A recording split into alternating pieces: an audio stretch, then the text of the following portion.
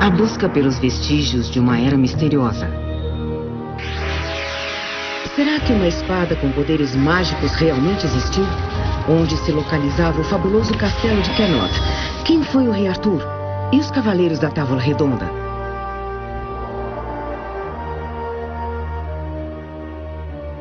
Onde estava localizado o lendário Castelo do Graal? O castelo que guardou a relíquia mais sagrada do cristianismo.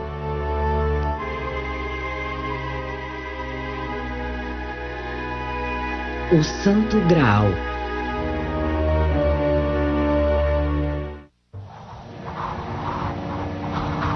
Nossa viagem começa nas montanhas do sudoeste da Alemanha, onde arqueólogos descobriram o túmulo de um príncipe celta. O homem foi enterrado há mais de 2.500 anos. Junto ao seu corpo, encontraram uma oferenda mortuária, um valioso vaso de bronze.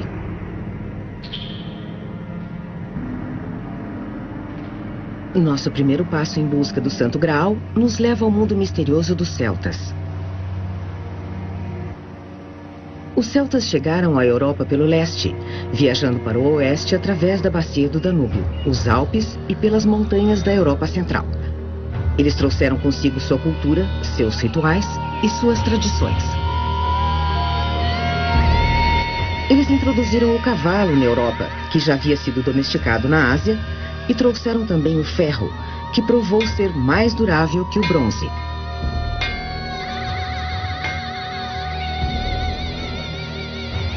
Na época dos celtas, enterrar um príncipe junto com seus pertences era uma tradição. Seus pertences eram presentes para os deuses.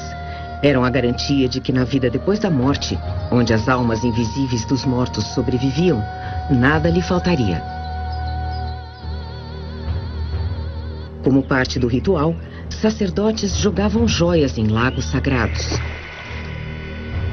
Juntamente com espadas, as oferendas funerárias mais importantes.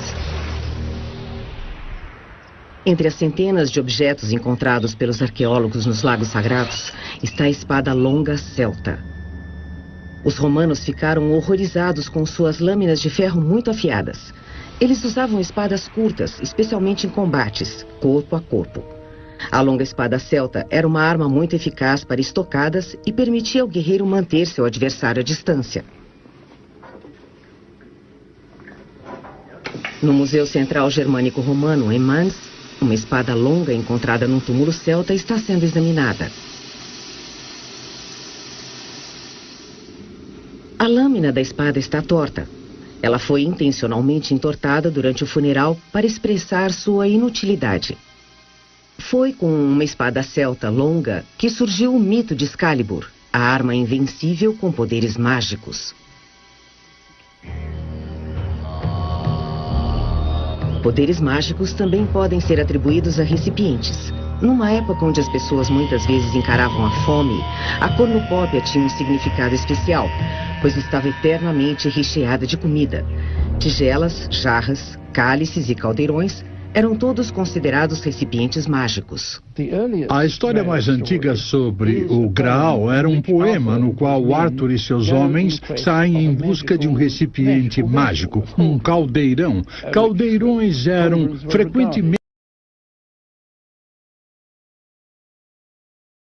O que aconteceu foi que essa história da busca foi transportada para a Idade Média e o recipiente tornou-se um objeto cristão, mas sem dúvida com um passado pagão. De acordo com a tradição celta, o lendário rei Arthur parte para uma viagem misteriosa para encontrar o caldeirão mágico.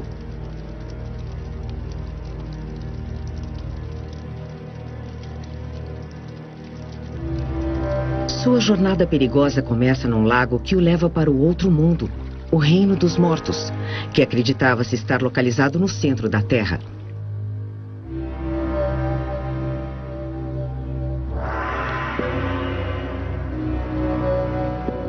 A entrada de Arthur foi negada por um deus, mas através de sua astúcia e coragem, ele conseguiu passar por fantasmas e demônios.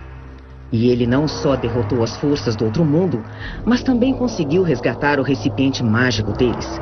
Segundo a lenda, com o recipiente mágico em seu poder, ele se tornou o Senhor da vida e da morte. Numa das histórias sobre o Graal, há uma menção sobre o caldeirão mágico. Esta taça de vida eterna, esta inesgotável cornucópia, assim como existe a espada de luz do deus celta, que era então dada aos heróis. A narrativa e seu protagonista e certos objetos típicos vêm do reino dos celtas. Os celtas acreditavam que a natureza era divina e que plantas, animais e até pedras se comunicavam com os seres humanos. Tudo era provido de alma. Acreditava-se que as fadas, duendes e feiticeiros encontrados em contos de fadas modernos habitavam o mundo natural. Eles intervinham na sorte dos homens e sacerdotes estavam sempre em contato com o além.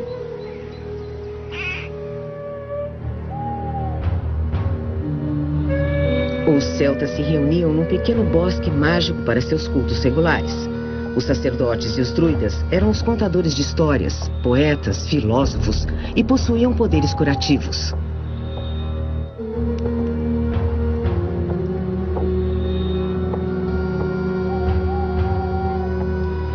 Feiticeiros abençoavam os justos e amaldiçoavam os maus.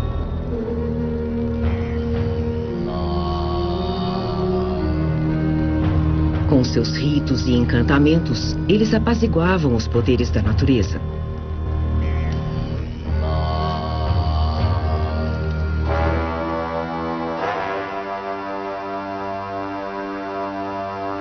A ideia de que os guerreiros podiam ressurgir depois de mortos estava profundamente enraizada no sistema de crença celta. Os celtas eram guerreiros impiedosos. Homens e mulheres, sem distinção, se alistavam para batalhas selvagens e desenfreadas.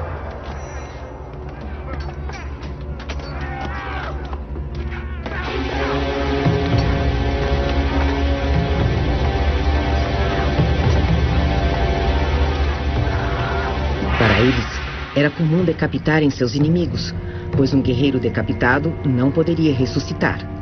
Este ritual bárbaro pode ajudar a trazer alguma luz à história do Santo Graal.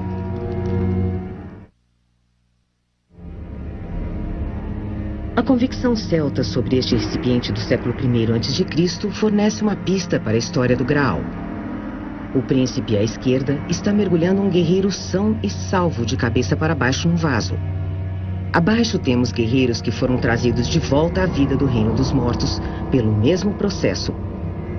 Assim como os cristãos depois deles, os celtas acreditavam na ressurreição. A descoberta do túmulo de um príncipe em Hochdorf, perto de Stuttgart, deixou arqueólogos boquiabertos. Dentro do túmulo do príncipe, eles encontraram um caldeirão de bronze e uma enorme copa, grande o bastante para acomodar um ser humano.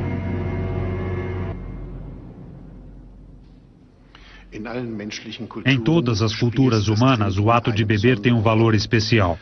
Em muitas práticas rituais, beber tem uma função mágica. Sabemos que isto era especialmente constante para os celtas, que possuíam recipientes mágicos. Recipientes esses que podiam conceder a salvação ou poderes mágicos. A tradição se manteve viva na ideia do Santo Graal, o recipiente que alimenta e traz salvação. Depois da queda dos celtas, a noção de recipientes mágicos sobreviveu, e assim nasceram as primeiras histórias sobre o Santo Graal. Na comunhão, os cristãos celebram a última ceia, quando Jesus encheu um cálice com vinho simbolizando seu sangue. O cálice e o vinho tornaram-se símbolos de vida eterna.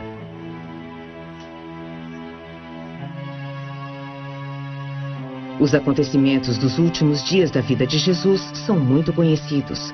A história de sua crucificação foi contada, escrita e representada inúmeras vezes. Mas há pontos menos conhecidos dessa história, e um deles envolve o Santo Graal. Segundo a lenda, o centurião romano Longinus lacerou o torso de Jesus crucificado com sua lança.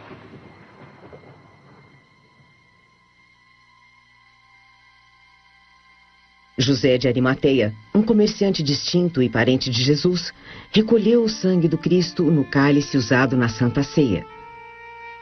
Muitas pessoas acreditam que este cálice seja o Santo Graal. Tout cela a été récupéré par l'Église. Tudo isso é contado pela Igreja. E acredita-se que este cálice, o recipiente que chamamos de Graal, seja aquele que foi usado para recolher o sangue de Jesus Cristo por José de Arimateia, quando o corpo dele foi retirado da cruz. Jesus foi levado para o túmulo da família de José de Arimateia. Estas lendas e tradições formam a base para o mito do Graal e a apaixonada busca pelo Graal, empreendida por Arthur e seus cavaleiros. Seus cavaleiros nada mais eram que guerreiros que precisavam de um ideal cavalheiresco da lenda arturiana. Era a busca pela perfeição simbolizada pelo Graal. C'est la recherche de la perfection symbolisée par le Graal. Segundo a tradição, José de Arimateia guardou o cálice. Mas por ser seguidor de Jesus, ele foi perseguido, capturado e mandado para a prisão. Depois de solto, ele abandonou sua terra natal e, seguindo uma antiga rota de comércio através do Mediterrâneo, ele viajou até o sul da França. Acredita-se que José tenha se estabelecido em Languedoc, junto com outros discípulos, incluindo Maria Madalena. Teria o Santo Graal cruzado a Europa nesta jornada? Sob o ponto de vista puramente arqueológico, é perfeitamente aceitável que um homem distinto como José de Arimateia tenha levado o cálice, que pode ter sido usado em ocasiões festivas, a Páscoa, por exemplo. Ninguém sabe onde o Santo Graal ficou guardado assim que chegou à Europa. Há muitos relatos conflitantes. Uma das narrativas mais antigas diz que José, possivelmente acompanhado do próprio Jesus Cristo, visitou a Grã-Bretanha e levou o cálice consigo. José viajou até o sul da Inglaterra, a um lugar que hoje se chama Glastonbury, e foi ali que ele passou o resto de seus dias, fundando a primeira igreja cristã em solo britânico. O local onde estão as ruínas de um antigo mosteiro beneditino é certamente um dos mais sagrados do país, talvez por ter abrigado durante uma época o próprio Santo Graal. Existem diferentes versões da história do Graal. Na Inglaterra, acredita-se que ele foi trazido para cá. Bem, a cidade de Glastonbury não existia ainda, mas ele foi trazido para cá logo depois da crucificação. E depois foi perdido e os cavaleiros de Arthur saíram em busca dele.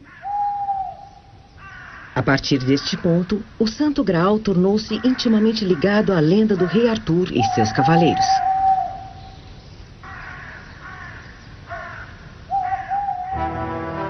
A retirada dos romanos da Grã-Bretanha no século V foi um desastre para os romanos britânicos que ficaram para trás.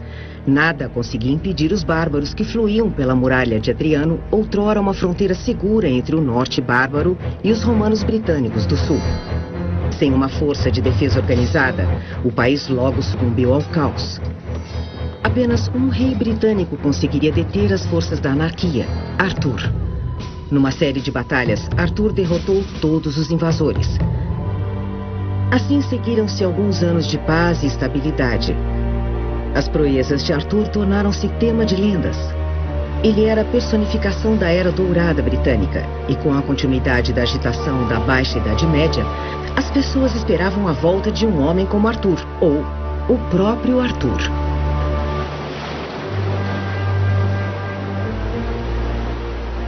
Num estreito braço de terra ao norte da Cornualha, está localizado o castelo de Tintagel. As muralhas das ruínas datam de uma época mais recente, mas as fundações são do tempo do rei Arthur. Não temos certeza absoluta sobre a data, mas acredita-se que o rei celta tenha nascido aqui no ano 470 d.C. Embaixo do castelo existe uma gruta conhecida como Caverna de Merlin, batizada com o nome do lendário feiticeiro que foi tutor do jovem Arthur. Nesse ponto, muitos celtas haviam se convertido ao cristianismo, mas seu modo de pensar ainda era condicionado pelo paganismo. A transição entre a antiga e a nova religião foi um processo gradual.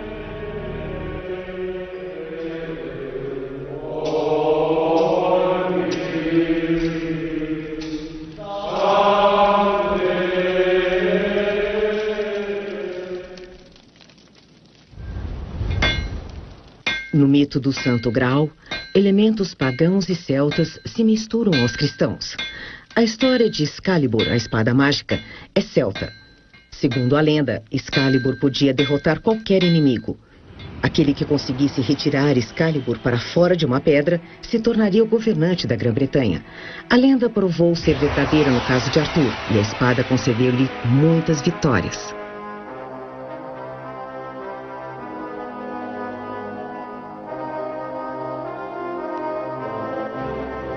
No final da vida de Arthur, um de seus seguidores fervorosos atirou o Excalibur num lago sagrado, mantendo a tradição celta.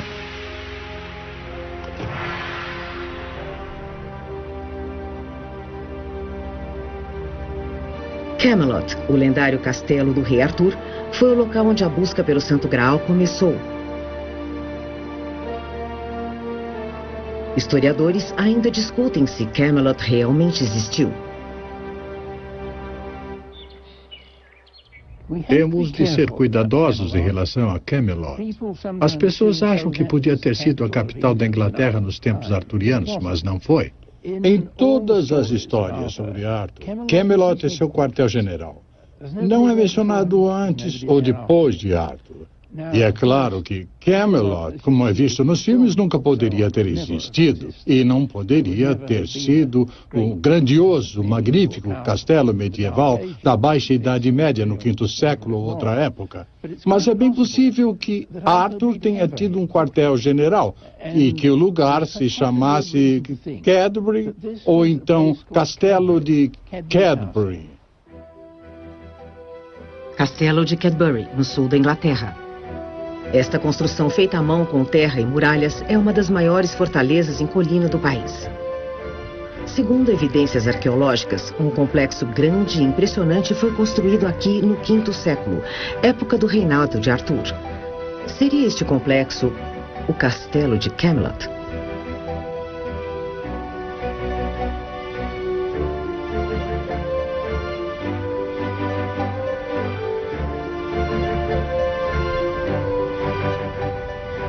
Dinas Bran, no sudoeste montanhoso de Gales, são as ruínas de um complexo mais recente que surge na paisagem.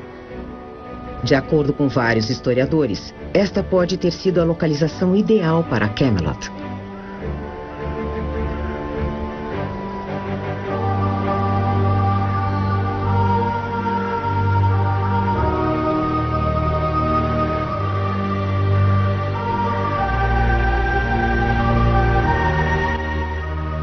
Ou será que este castelo na Inglaterra Central combina mais com a nossa imagem de Camelot? A única coisa que pode ser dita com certeza é que escritores das últimas sagas arturianas alimentaram uma visão de Camelot que não combina com a sóbria realidade da era arturiana.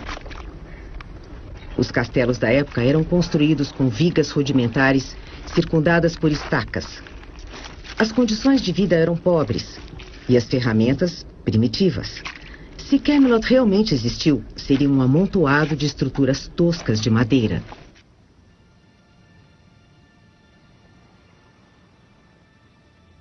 Diz a lenda que no final de sua vida, Arthur viajou de barco com uma fada para a ilha mística de Avalon. Como a espada mágica Excalibur e o misterioso castelo de Camelot, ninguém sabe se Avalon era fato ou ficção.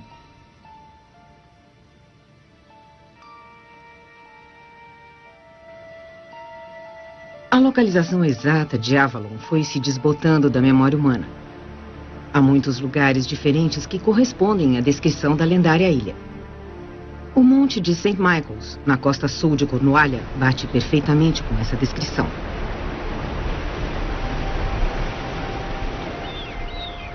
E também esta ilha, localizada na costa da Bretanha.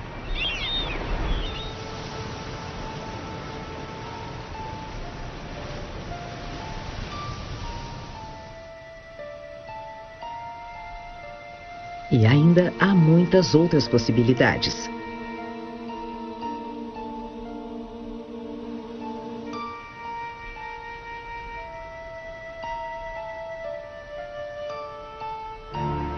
Historiadores acreditam que o segredo sobre a localização de Avalon encontra-se em seu próprio nome. O nome Avalon significa maçãs e local das maçãs. Este é um país onde se cultiva maçãs, mas a Avalon da mitologia parece ter sido uma espécie de outro mundo, uma terra mágica, ou como quiser chamar, com maçãs encantadas e onde as pessoas eram imortais. Segundo a lenda, é para onde Arthur se dirigiu depois de sua última batalha, e alguns dizem que ainda está vivo lá, se tornou imortal. Outros dizem que, já que foi enterrado em Glastonbury, o grupo de montanhas ao seu redor forma Avalon. No século XIII, os monges de Glastonbury descobriram uma tabuleta sobre este túmulo que dizia: "Aqui jaz Arthur". Hoje sabe-se que isso foi uma falsificação, uma artimanha para atrair público pagante ao cemitério perto de Glastonbury. Outros acreditam que Arthur e seus cavaleiros descansam em Eldon Hills, prontos para se erguerem novamente se a Inglaterra precisar.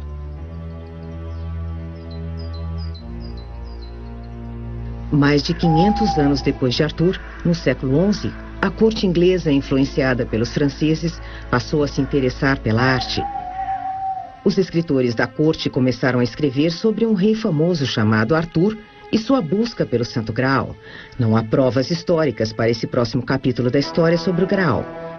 Estamos entrando num mundo puramente mítico, o lendário mundo da Távola Redonda. A Távola Redonda era uma assembleia de cavaleiros respeitáveis que dedicaram suas vidas à busca pelo Santo Graal.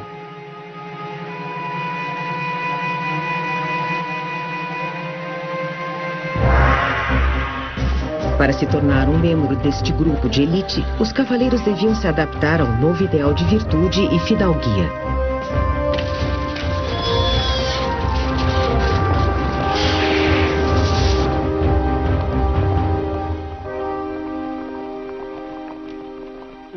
A época arturiana foi uma era dourada, de homens generosos e justos, quando as coisas eram compartilhadas e quando a virtude era recompensada. Era também um mundo no qual havia comunicação com o sobrenatural, no qual podia-se prolongar a vida e elevá-la a um plano superior. Como preferido de Arthur, Lancelot talvez tenha sido o mais conhecido dos cavaleiros. Ele foi um homem que lutou pela perfeição e dedicou sua vida à causa santa. Mas nem Lancelot foi perfeito. Diz a lenda que Lancelot apaixonou-se perdidamente pela esposa de Arthur, a rainha Guinevere. Foi um romance desditoso e adúltero desde o início, e isso frustrou a busca deste cavaleiro pelo Graal.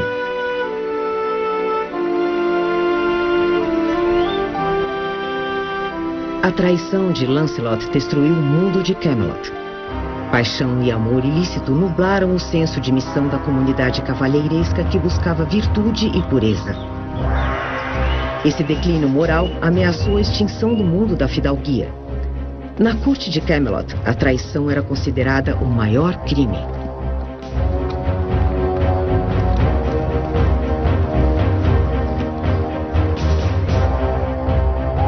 Para Lancelot e Guinevere, as consequências de seus atos foram horrendas.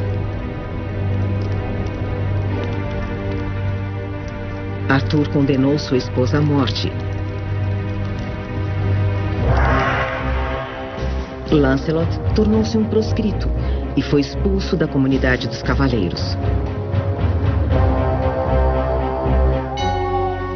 Lancelot arrependeu-se e, no final de sua vida, entrou para um mosteiro no norte da Inglaterra, conhecido como Priorado de Lancelot.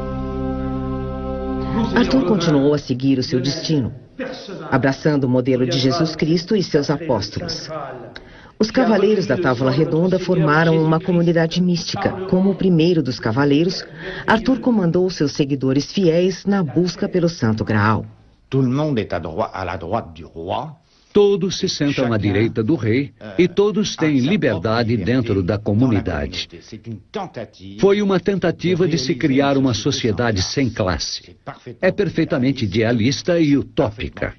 É como se os escritores de romances arturianos quisessem mostrar que era possível para a fraternidade ou sociedade humana funcionar com indivíduos que são livres para agir enquanto continuam em comunidade.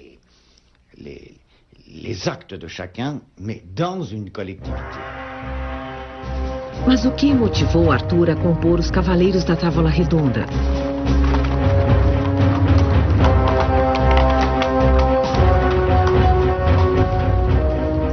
Na época em que os contos foram escritos, a Europa tinha sido forçada a aceitar uma terrível derrota. A Terra Santa tinha finalmente caído nas mãos dos invasores muçulmanos. Humilhados, os cruzados voltaram para casa com seus ânimos frustrados, seus sonhos arruinados e sua fé abalada. Eles precisavam de um novo significado para suas vidas, e eles o encontraram na busca pelo Santo Graal.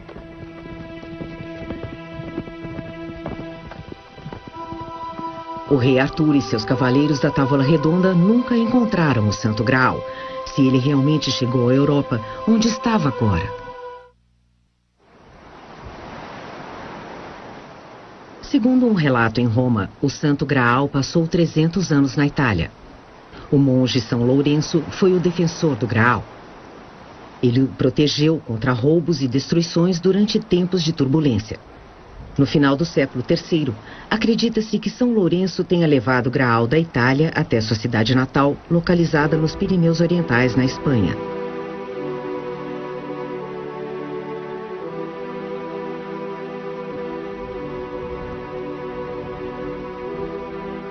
Sob as montanhas escarpadas dos Pirineus, existem muitas cavernas.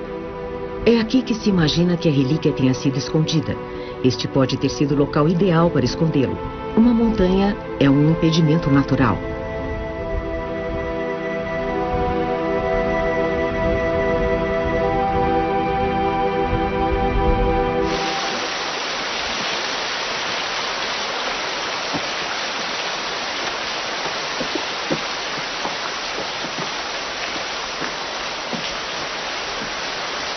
A partir deste ponto, a sequência de acontecimentos na história tumultuada do Santo Graal pode ser seguida com mais precisão.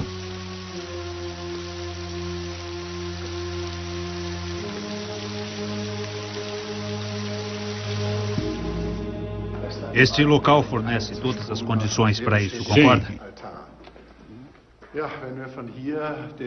Se voltarmos partindo daqui até o início da jornada do Graal, analisando mais uma vez o seu trajeto, do Oriente Médio para Roma, de Roma para Huesca, nos Pirineus, e de lá, sempre fugindo aos ataques, até aqui, esse lugar isolado, então é provável que tenha encontrado refúgio nesta área.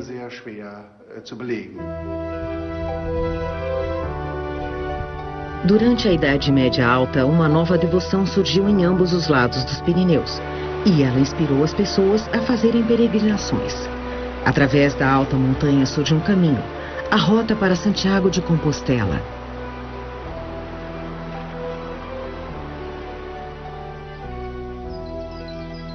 A antiga rota de peregrinação ainda é usada atualmente. Ela atrai crentes de todos os lados da Europa. Muitas igrejas surgem ao longo do caminho e todas tentam os viajantes com relíquias do passado. Estaria o Graal entre as relíquias sagradas que são veneradas por aqui?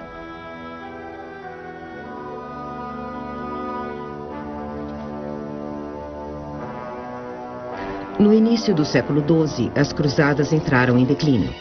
Segundo a lenda, soldados que voltaram da Terra Santa trouxeram consigo uma âmbula contendo gotas de sangue do Cristo. Seria este recipiente o Santo Graal? Por volta do ano 1200, a doutrina da transubstanciação foi aceita pela Igreja, ou seja, o vinho do cálice é, na verdade, o sangue de Cristo.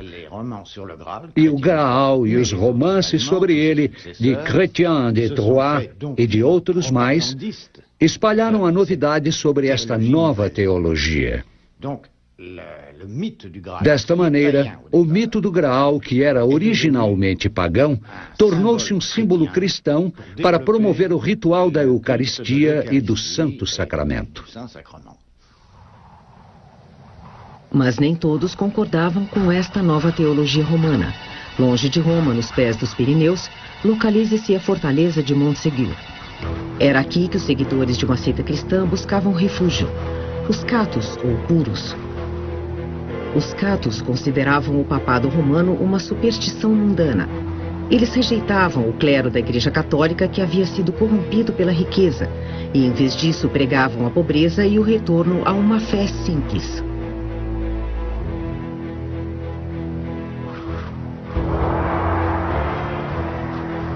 Segundo a lenda, os catos guardavam um tesouro secreto, possivelmente o Santo Graal, e o escondiam na fortaleza de Montségur.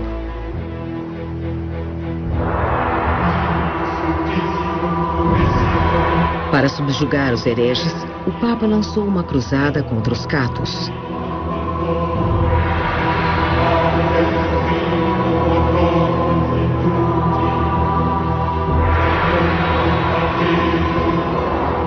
Na primavera de 1244, mais de 200 catos foram queimados em fogueiras, mas não antes de o Santo Graal ter sido levado para um lugar mais seguro.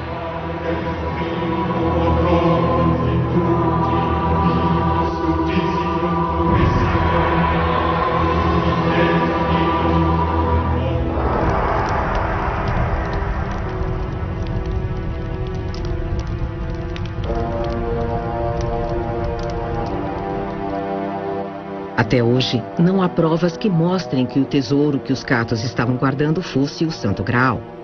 E o modo como ele foi levado do castelo acossado também continua sendo um mistério.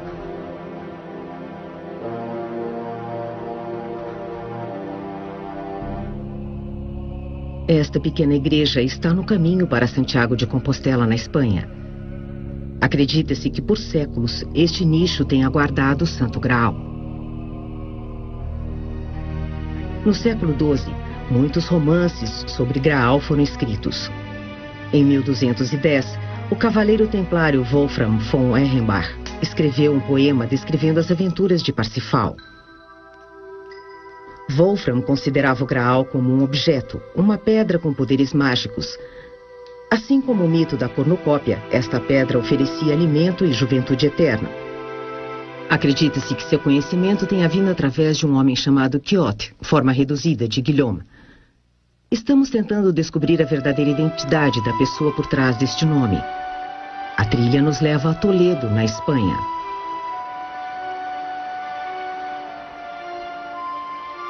Na época, Toledo era um centro de ciências e literatura. O legado dos séculos está compilado nos arquivos da Catedral da cidade. Manuscritos e livros escritos em árabe, hebraico e latim, e há indícios sobre o autor da história original sobre o Graal.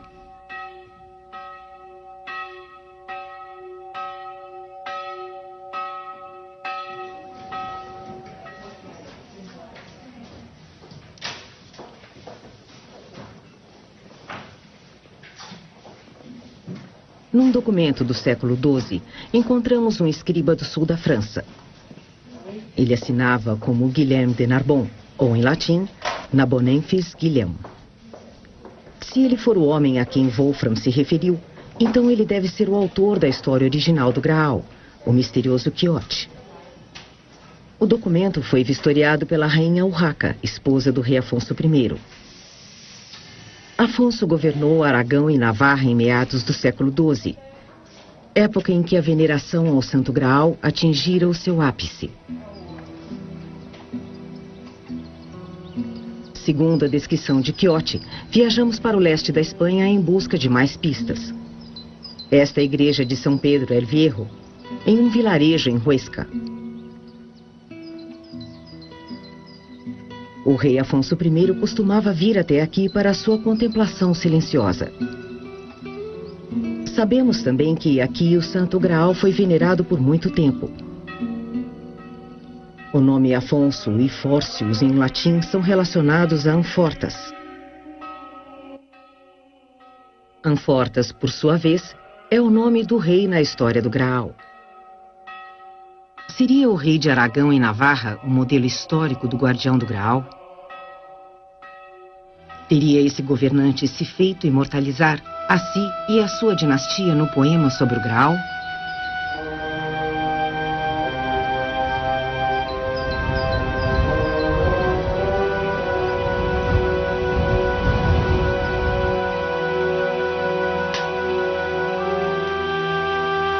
Há ainda mais uma similaridade. O rei Afonso I retirou-se para seu castelo no final de sua vida para cuidar de um ferimento fatal. E o rei Amfortas, do poema, também esperou ser libertado de seu sofrimento interminável. Só uma pessoa poderia lhes trazer a libertação: o futuro guardião do Graal, Parsifal. No romance sobre o Graal, Parsifal viajou por muitos anos antes de encontrar o castelo de Amfortas.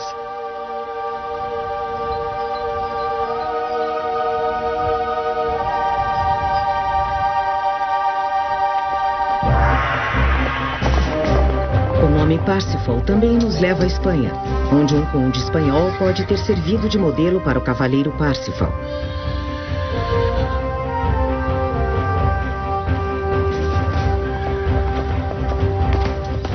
O conde era primo do rei, e seu apelido era Pech de Val, ou Parsifal. Ele não foi só uma figura lendária. Seu nome está nesta árvore genealógica. Mas e quanto aos lugares mencionados na história do Graal?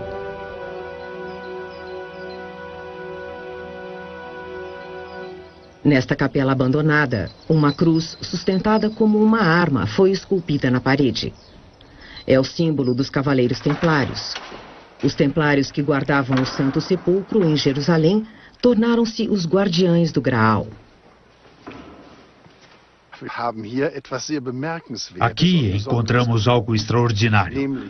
Os restos de um eremitério ou as últimas estruturas que são mencionadas por Parsifal em relação ao castelo do Graal. O eremitério fica aqui e o castelo do Graal aqui. Os dois estão localizados de uma tal maneira, um em relação ao outro, que é muito provável que este seja o caminho que foi repetidamente descrito no poema.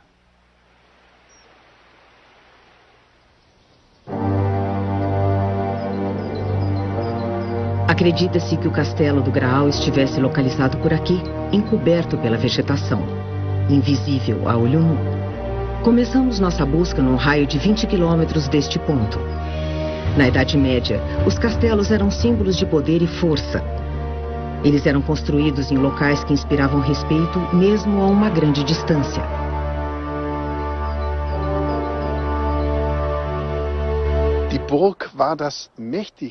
O castelo era a edificação mais poderosa vista a olho nu a partir de uma grande distância. Quando ouvimos falar de um castelo invisível, impossível de achar a não ser que se esteja em estado de graça, isso é um contrassenso tal que nos deixa atordoados ou desconcertados.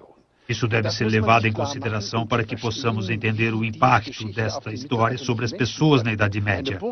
A ideia de um castelo invisível estava completamente fora de questão, mas a coisa toda teria sido uma história tênue se o épico, este mito, não contivesse uma parcela mínima de verdade. E há. Você toma um caminho que aparentemente não leva a lugar algum, e de repente vê este castelo na sua frente. Dann plötzlich stehen wir vor dieser Burg. Um remoto vale nos Pirineus espanhóis é o lugar perfeito para um castelo escondido.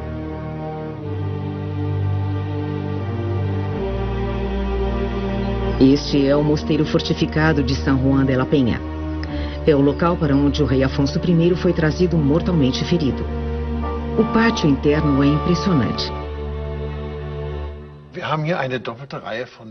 Temos aqui uma fileira dupla com nichos funerários no pátio interno do mosteiro e encontramos uma representação interessante. Uma âncora foi trabalhada por sobre este símbolo cristão. Parsifal tinha uma âncora em seu brasão, então admitimos que esta âncora seja mais um elo na enorme corrente de provas que estamos tentando descobrir. Barcelona, Espanha. No registro real na biblioteca da cidade, há mais evidências sobre o Graal. Um documento se refere ao mosteiro fortificado e um presente. Esse presente é um objeto descrito metade em espanhol, metade em latim, como um cálice lapidado ou cálice de pedra. O mesmo cálice de pedra que acredita-se já ter sido guardado na capela de San Juan de la Peña.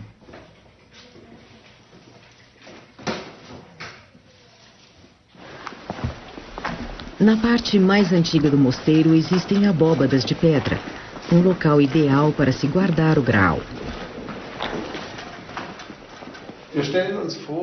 Imaginamos que o Graal tenha sido guardado nesta parte mais baixa, inteiramente dentro da pedra, no nicho ou no altar.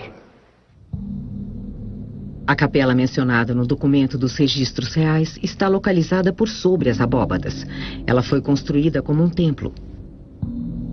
Esta é a sala que Parsifal procurava e que a literatura sobre o Graal descrevia como um templo dentro de um castelo.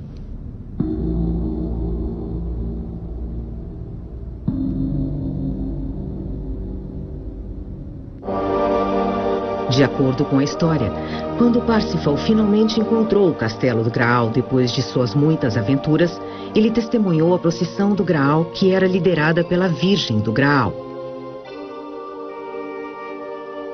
Atrás dela, vinha um carregador que trazia a lança que ferira o corpo de Jesus Cristo. A lâmina da lança nunca parou de sangrar. Uma carregadora também estava presente. Ela carregava uma travessa na qual supostamente já esteve deitada a cabeça de João Batista.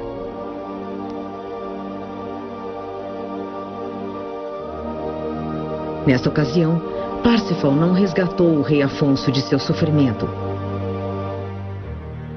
Apenas durante a sua terceira visita ao castelo é que Parsifal trouxe-lhe sua libertação. Esta é a pequena porta que Wolfram von Eschenbach menciona, e através dela a Virgem do Graal, Raposo de Chauia, carregava o Graal em solene procissão para colocá-lo ante o rei Amfortas. O rei do Graal, Amfortas, morava aqui e os templários protegiam o Graal. Assim devemos supor que o castelo do Graal, San Juan de la Peña, seja o ponto inicial histórico da história do Graal, assim como ainda existe em nossa tradição literária.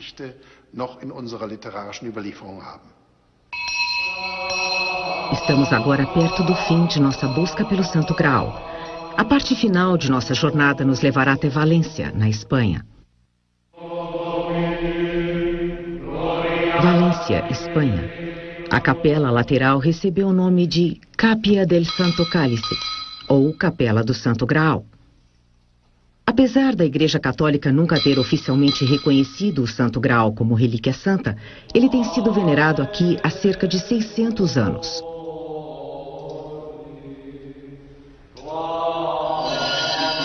Sobre o altar, existe um sacrário protegido com um vidro à prova de balas.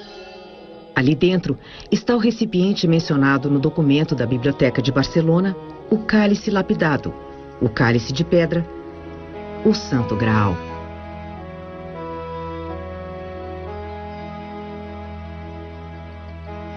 O arqueólogo Antônio Beltrán estuda o cálice e consegue trilhar o seu caminho. Sem dúvida, o Graal que conhecemos hoje foi montado em San Juan de la Peña, provavelmente por ourives de Bizâncio. A parte superior do cálice tem sua origem mais a leste. Talvez tenha sido feito na Alexandria ou Antioquia. As descobertas arqueológicas são completamente conclusivas. Este é um trabalho de um período entre a segunda metade do século I a.C. e a primeira metade do século I depois de Cristo.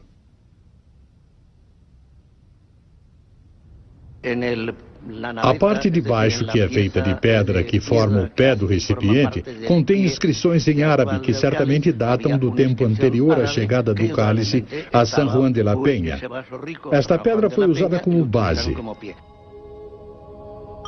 Segundo o poema sobre o Graal, de vez em quando uma inscrição estranha aparecia no Graal. Al lapstit exilis. O significado destas letras pouco legíveis ainda não foi decifrado.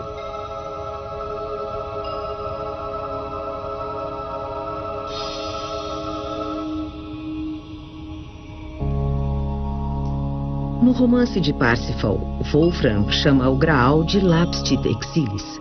E é pouco provável que seja uma simples coincidência.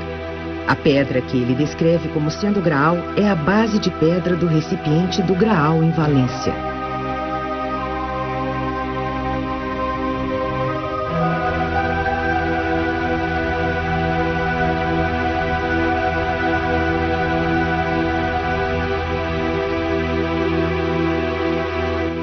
Chegamos ao final de nossa jornada, nossa busca pelo Santo Graal.